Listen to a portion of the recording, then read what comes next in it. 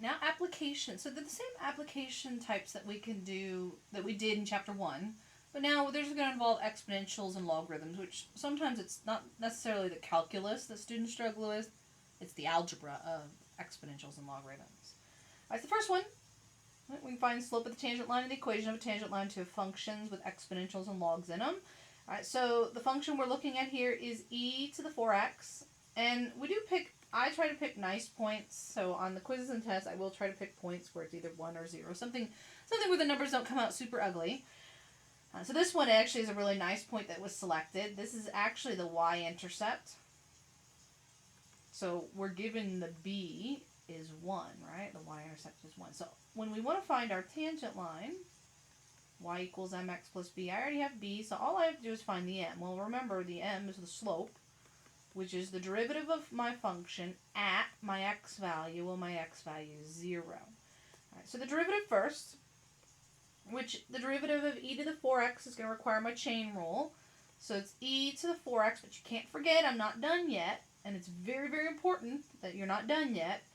I have to remember to multiply by the derivative of the inside, which is the 4x, so I have to remember to multiply by 4. If you don't remember to multiply by 4, you will not get the right slope, because when I plug my 0 in, I get e to the 0, right? 4 times 0 is 0, but then there's that times 4. E to the 0 is 1 times 4, and so my slope comes out 4. But if you'd forgotten that chain rule, you would have gotten 1 instead of 4. And so make sure you're careful. B is 1, so there's my slope. Then the tangent is y equals 4x plus b, which is 1. And again, that comes out really nice. All right, so there's the equation of the tangent line. Next example is actually one where you have one just like this. I believe I took it from the book. But there's a few things I want to kind of talk about this, especially the graph and sort of the last question to explain. So marginal applications, we're going to talk way more about marginal applications in chapter 3. There's a whole section dedicated to it. But they do introduce it a little earlier, that as the marginal is the derivative because it's the slope, right? That's what marginal cost is. It's represented by slope. When it's linear, it is the slope of the linear equation. But we'll get into more of that later. Right now we're just going to use it and kind of look and see what the function and the derivative is telling me. Alright, so here I've got this cost function. I've got to remember that it's in millions of dollars. That's important. So my cost is 200 minus 40e to the negative x, where x is the number of years since the company started. Alright, the first thing I'm going to have you do is graph it. Change your window so that you can see the graph. Alright, so my x max is going to be 10, my x min is going to be negative 1, my y max is going to be 250, my y min is going to be negative 10, just so that I can see my axes and everything. So really I'm just changing my y maximum is really the only thing that's going to change in my x minimum. So A, the graph of the 200 minus 40e to the negative x. And I'm just going to show you what your calculator should spit out at you. So remember, this is time, right? That's what x is in years.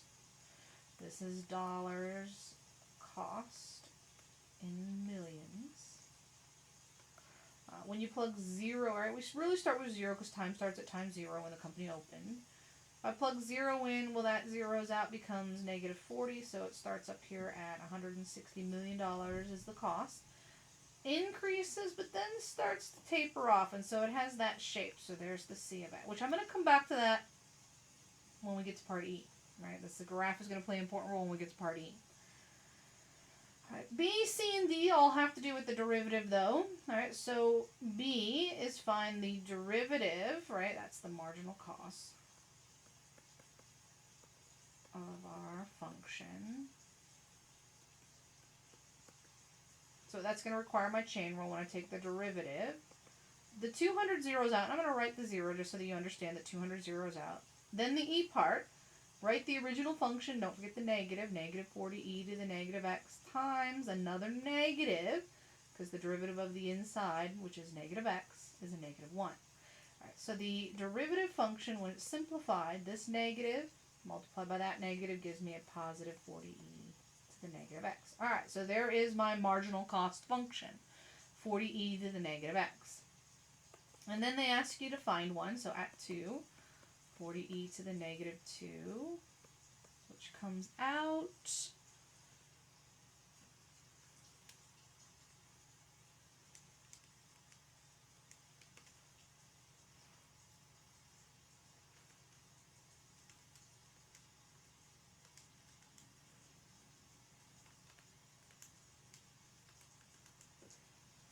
write it in there right, 5.41341113.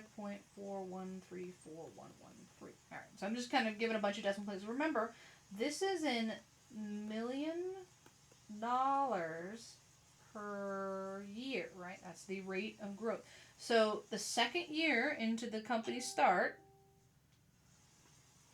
second year into the company start, the cost is increasing by over $5 million per year. Alright, then D asks you to find C prime of 6, but there was a second part to that, which sometimes students will struggle with this round. Alright, so we'll get to the how to round to the thousands, not thousandths, thousands place. Alright, and then round to the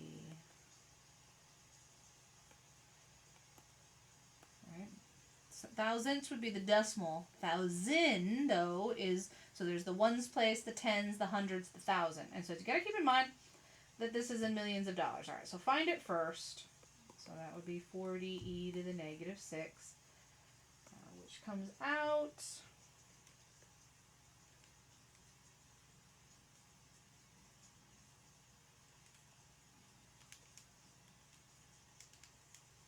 a decimal, but remember the decimal is in millions. 0.991500.008. So again, I'm giving myself plenty of decimal places, but remember this is in millions dollars per year. And so if I write that out, so if you take this number and multiply it by 1,000,000, all right, so I'm going to multiply this by 1,000,000. This comes out to be, so you can take it literally times 1,000,000. That's how to move the decimal place over. So it comes out 99150.08. All right, if I round to decimal places here. So this would be dollars. That's what that represents in terms of dollars. Then they asked us to round to the thousand. Well, if you read this, this is $99,150.08. And so where they want me to round is to the thousand. Right? They want to round here.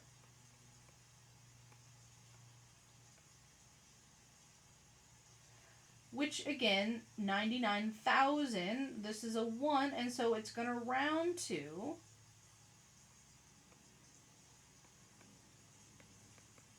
$99,000 per year. And so that's what they want you to round to. All right, so make sure. Because again, it's been a while since you've probably done some rounding. I think it was probably early algebra, maybe sophomore year of high school where they did rounding like this. So make sure you're careful, because when you're doing the My Lab, they'll ask you to do this sometimes. So on the computer, they'll ask you to round.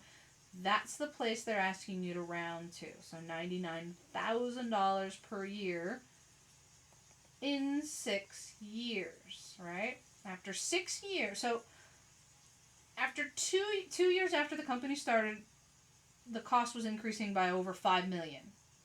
In 6 years, the cost is increasing but it's increasing significantly less, right? It's only 99,000. 99,000 is a lot less than 5 million, almost 5.5 million. And so that's going to get us down to E.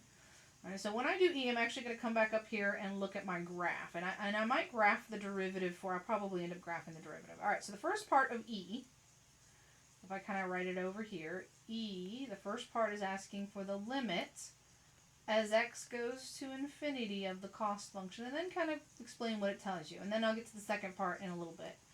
So as x goes to infinity means as time goes on.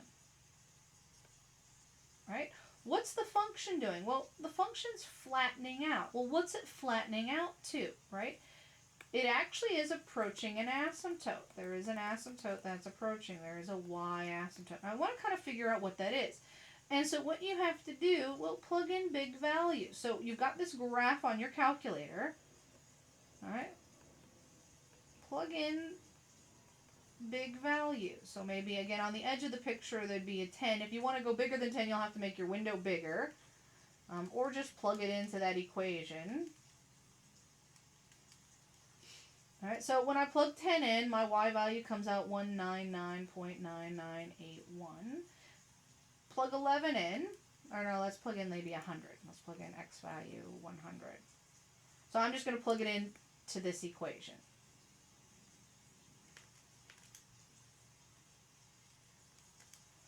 It actually comes out 200. And if you plug in any bigger value than that, it plugs out. What's happening here is it is approaching the line y equals 200. All right, the bigger, this is what it's approaching. Y is going to 200. Because if you think about what this is, this 200 minus 40, remember e to the negative x really means e divide by e to the x. This is a fraction. Once I'm plugging bigger numbers in, this fraction's getting smaller and smaller and approaches 0. And so what I'm left over with is the 200 out front. That zeroes out. And so as time goes by, my limit is 200. And so what this means, as x goes to infinity, the y values approach 200. So as time goes on, and not very far down the road, right? 10 years down the road is where it almost reaches that. The cost approaches 200 million. So that's kind of its maximum. All right. Initially, cost was growing, but it's eventually going to max out. All right. So cost is going to taper off and not go beyond $200 million. That's its limit, right? It's not going to go past that. That's its barrier, its edge, its wall. It's going to approach that 200 million and basically get so close to it, it's $200 million. But that's its limit. That's the maximum. You kind of think of that. That's the maximum cost. All right. Well, then they asked you a second question. What's the limit of the derivative? And so again, I'm going to kind of go over here and redraw my picture to talk about it. All right, there's my cost function. And so remember what the derivative is. All right, so I'm going to write my derivative down here. My derivative was 40e to the negative x. And if I look at just the original function, remember the derivative is the slopes, the rate of change. Over here, the slopes are positive and moving up kind of fast. And then as I move along, what's happening to the slopes is they're getting less steep, right? They're approaching, the slopes approach horizontal, which means 0. The slopes are getting closer and closer to 0. Now I'm going to look at the graph of that function. So now I'm going to graph the derivative. 40e, and I can graph it in the same window. All right, so it's going to start off a little bit less. It's going to start down here at 40. And then what happens, if you'll notice, it actually comes down pretty fast. I'll draw a little better than that. Right? It's the exponential function. It's approaching the x-axis, which is the line y equals 0. And it is never going to cross it, but it's going to get closer and closer and closer to it. And so as x goes to infinity, the derivative, right, the rates of change go to 0. And so that limit as c prime of x, as x goes to infinity, approaches 0. The rates of change are getting smaller and smaller. And you can look at that just by the numbers that we plugged in. If I go back over here, 2 years into this company, the rate of change was almost 5.5 million. But only 4 years later, at 6, it dropped down to 99,000. And so it's dropping, actually, the cost is decreasing, right? It's still adding cost, but it's adding it, so it's decelerating, right? It's adding it at slower and slower rates. And eventually it will taper off to where it's not changing at all. There's 0 increase in cost, right? So eventually what's going to happen is it's going to be the rate of change of cost approaches 0, no change. Eventually it tapers off, so cost no longer will increase. All right, it stays whatever it is, and again, whatever it is absolutely was the $200 million in cost. All right, so hopefully that kind of coming from my perspective on what they were looking for in this type of question. So like I said, this was a question from the textbook. All right, so understanding the parts. We'll stop there, and we'll pick up the next two examples in the next video since that was a lot to take in.